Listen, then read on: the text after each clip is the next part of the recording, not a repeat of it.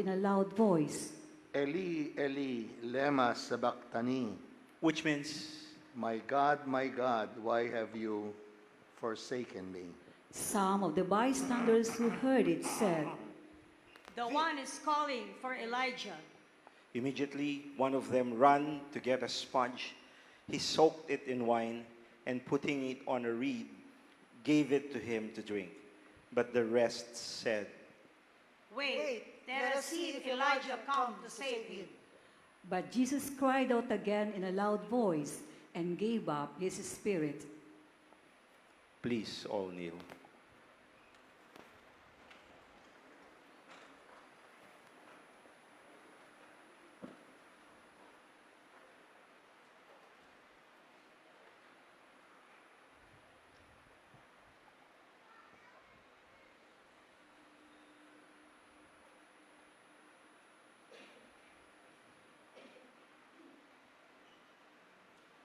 Please all stand. And behold, the veil of the sanctuary was torn in two from top to bottom.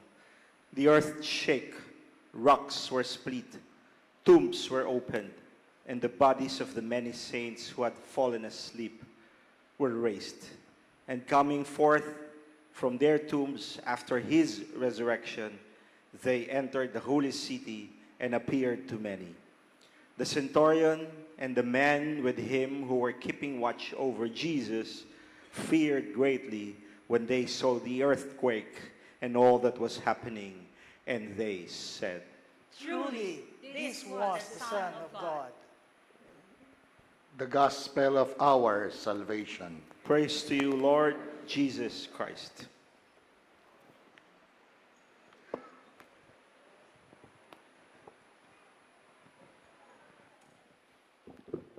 Mula sa linggo na to, tapos sa Thursday at sa Friday, ang makikita nyo either pula o puti. Pero of course, pag nagsimba kayo ng Monday, Tuesday, Wednesday, may purple pa din. Ano ba itong ibig sabihin ng ating Passion or Palm Sunday? Well, bago pa ito nangyari, ibinungad na sa atin ano ang mangyayari habang susubaybayan natin si Jesus sa mga mahal na araw na ito. When you look at the liturgy, there are two gospels. Nagsimula sa likod, tapos may procession. Ang gospel galing kay Matthew, ngayon galing kay Matthew, pero dun sa likod, ang procession, isipin nyo lang, ang mga tao, ang crowds ng Jerusalem, kung saan siya papasok, galing sa Bethpage, habang siya'y tumutungo doon, sigaw ng sigaw, Hosanna to the Son of David. Blessed is he who comes in the name of the Lord. It was a victory march. Sa tingin nila, ngayon na yung panahon, mapupuksa ang mga Romanong ito. Ito na ang tatalo sa mga occupationist forces natin.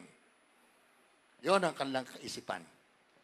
So, they were welcoming, they were cheering for this powerful, mighty person. At of course, ang senaryo, he was sitting on an ass, donkey. At katabi ng donkey, yung kanyang anak, a colt. He could not be sitting on the two of them. But the colt was accompanying its mother. Ang senaryong to, ibang-iba po sa mga emperador. Hindi po yung brandy, sa emperor ng Rome. Pag nanalo sila sa isang digmaan, papasok ang emperor on a chariot with 2 horses, sometimes 3, sometimes 6. Ang tawag doon, 2 horsepower, 6 horsepower, 8 horsepower. Di ba? Kagaling ng mga kotse yan. Ano ba? Mustang, Lamborghini, 8 horsepower, o simpleng Innova lang. Eto, pero parang ang pagpasok ng victorious, powerful emperor is significant with tall horses. And he riding on a chariot drawn by these horses. A picture of triumph. But to sit on a donkey, that is not an emperor. That is an ordinary man. You know, the first time Jesus sat on a donkey, tanong niyo sa akin, kailan, Fidel? When he had to flee with his parents to Egypt. Karga siya ng kanyang nanay on a donkey. Pero kung gusto niyong mas maaga doon, bago siya ipinanganak, galing sila sa Nazareth, bumaba yung mag-asawa, at si Mary nagdadalang tao, he was also riding, well, with his mother, inside the tummy of his mother, on a donkey. At walang ingay. Ano tawag natin doon? Silent night. Holy night. Walang ingay. Walang raucous. Walang nakapansin. Ito ngayon, pinapansin siya kasi ang dami niya nagawa. Lately, ang pinakagawa niya like last Sunday, he made Lazarus rise from the dead. Nakapagpagaling siya ng isang bulag from birth, yung kanyang kabulagan. Could you imagine ang kanyang mga ginawang himala? These are very powerful images of a power of this man. Eh so yung kanyang mga kasama, siyempre naghihiyawa yung mga tao. Kunyari, kayo, kayo ang kaibigan ni Jesus. Yung mga nag-recite dyan, kayo mga bidang kaibigan ni Jesus, di siyempre, yabang natin, ano? Kita mo to? Malapit ako dyan. Ako ang kakampi niyan. Ako ang katabi niyan. So just imagine, ikaw ang katabi ni Pope Leo nung nagpunta siya sa Monaco recently. Kasama ka niya sa helicopter mula Rome. Tapos kasama ka sa entourage ng mga kotse. Di ba? Sarap, ano? Feeling mo, kasama ka nung Kristong Emperor. Mighty, victorious. Pagkatapos ng gospel na yon, nag-shift tayo dito. Gospel uli, Matthew pa rin. Pero iba na. Hinuhusgahan na si Kristo kay Poncio Pilato. Ito ang governor. Ito ang representante ng Emperor of Rome. At kahit sa tingin niya, walang kasalanan, mas malakas yung sigaw ng mga crowd. At ang sagot ng mga crowd, crucify him. Di ba kanina? Hosanna! Ngayon, crucify him. Tapos, nung siya'y nakabayubay sa krus, sabi niya, if you are the Son of God, save yourself. If you are the King of Israel, save yourself. Come on! Tinutulog sana siya. Reviling him, na nakalagay doon eh. Nasaan yung mga kasama niya? Yung mga apostol? Wala na. Hindi na niya katabi eh. Nagtago na sila. Umiwas na sila. Hindi na sikat si Jesucristo. In fact, pag sinabi nilang, kasama ko ito, baka sila rin mapako sa krus. So, wala siyang kasama. Kaya nga maganda eh, my God, why have you abandoned me? Bakit mo ko iniwan? Mag-isa.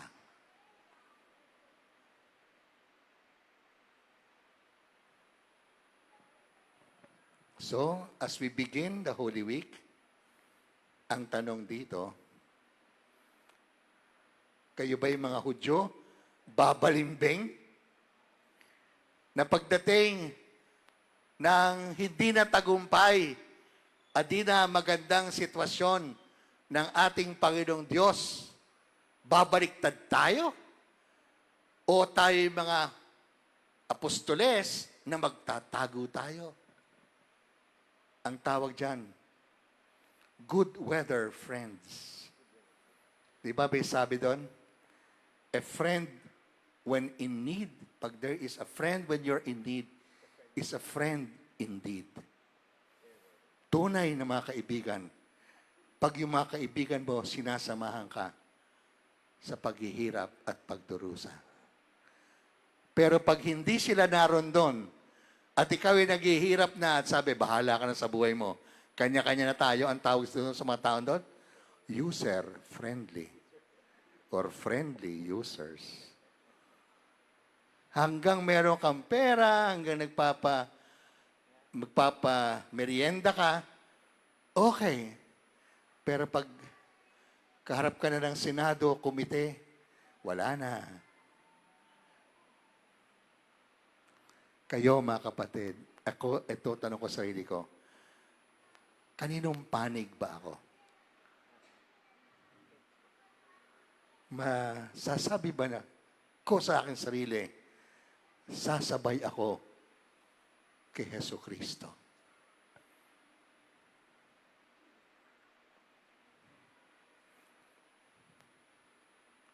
Ang pinasukan po natin, hindi lang mahal na araw, mahal na langis, mahal na LPG, mahal na pamasahe, mag-aagawan. Saan kayo papanig? Pag-aawayan ba natin ang LPG? Maghahablutan ba tayo ng LPG? Pupunta ba tayo sa grocery? Kamukha nung COVID time. Uubusin ba natin lahat ng, tawag doon? Toilet paper? Imagine, isang katerbang toilet paper, ang binili mo. Isipin nyo na lang, hindi tayo pumapasok sa mga mahal na araw. Tinatanong tayo sa tindi ng sitwasyon ng buong mundo. Huwag lang po kayo mag-scroll at tumingin. Isipin nyo, ano ang inyong estado? Saan ba kayo maninindigan?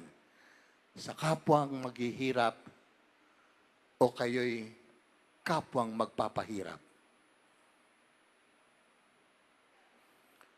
Nung si Jesus ay namatay, Nung si Jesus ay namatay, at nagkaroon ng lindol, earthquake. At sabi nila, yung kurtina ng temple, kung saan sa likod ng kurtina, andun ang presensya ng Diyos, the Ark of the Covenant, na hindi nakikita ng sino man except yung yung high priest of that year. Once lang that year, papasok siya para maglagay ng insenso. Siya lang. Pero walang ibang makita. Walang iba. Alam niyo ba? Nahawi sa gitna. Nagpakita ang Diyos noong ang kanyang anak ay namatay. At sinabi niya, well, hindi niya sinabi, yung mga sundalo kasama yung hepe, the centurion said, but truly, this is the Son of God. Kailan siya kinilala? Hindi lang Jesus, Son of David, Hosanna. Kailan siya nakilalang anak ng Diyos? Nung siya'y nakabayubay sa krus at namatay siya, at pinakilala siya ng Ama, ng kanyang kapangyarihan, hindi sa sandata, sa puwersa. Ang kapangyarihan ni Jesucristo ay sa mga puso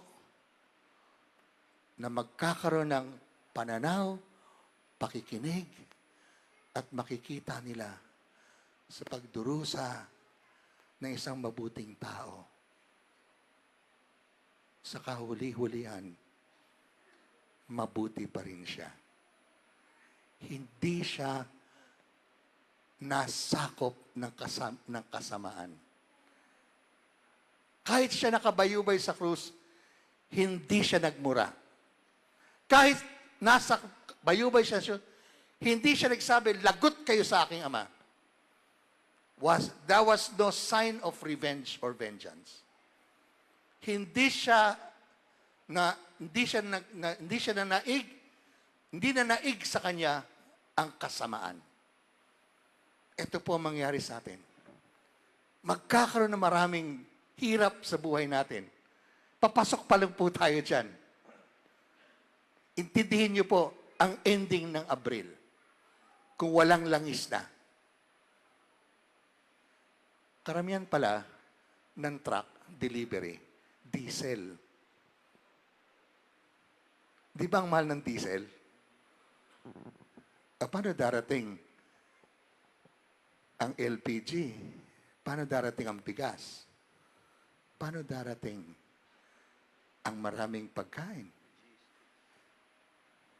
Walang diesel.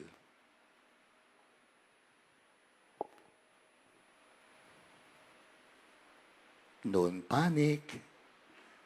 Pero sasabihin ko sa inyo, hindi madali ang pinapasok natin. Tanong, nagiging mabait pa rin ba ikaw at mabuti sa kapwa mo? At lalo na sa kapwa mong kahit gusto niyang maghanda, wala naman siyang kakayahan maghanda. Sapagkat araw-araw, isang kahig, isang tuka. So inisip ko po, mag-imbak kayo. Mag-imbak tayo ng canned goods, ng bigas. Maghanda po tayo. Maglagay kayong malalaking timba para sa tubig. Pag meron na kayo niyan, at nawala na lahat, kausapin niyo ang inyong kapitbahayan at sabihin mo sa kanya, meron pa kami dito. Wala na bang kayo? Sige, sumalok kayo. Kaya ka nag-imbak, hindi sa pamilya mo lamang, maging sa kapitbahayan mo, lalo na yung mas mahirap. Bakit? Siya. Anak ng Diyos, mga pangyarihan, nakiisa sa ating paghihirap. Doon tayo makikilalang anak ng Diyos. Doon tayo makikilalang kakampi ang Diyos. Sa oras ng krisis, sa oras ng krus, kaya ba natin maging mabuti at mapag-adya?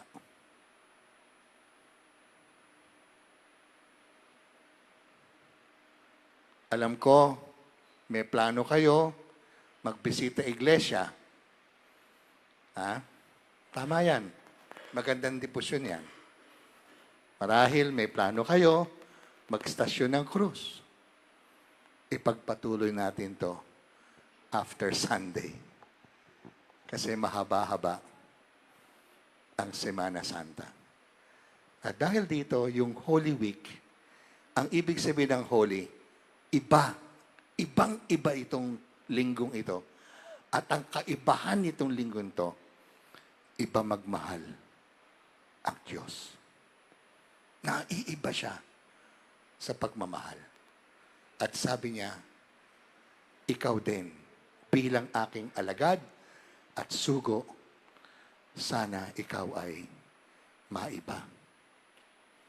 Makihalo ka sa akin, makisama ka sa akin, makipagdusa ka sa akin. Hindi lamang sa stasyon ng krus o sa lakad kapwa. Sumabay ka sa daloy ng paghihirap ng panahon na ito. Ibang Lenten season po ito. Hindi po tayo ang nagsimula, wala po tayo sa gerang yan. Pero dahil tayo'y tao, yung ginawa ng ating kapwa-tao, damay tayo. Huwag niyo silang sisihin. Huwag niyo silang murahin. Naging tao ka. Pati sa mga taong wala namang kinalaman, pero wala ring kakayahan. Yan ang mahal na araw.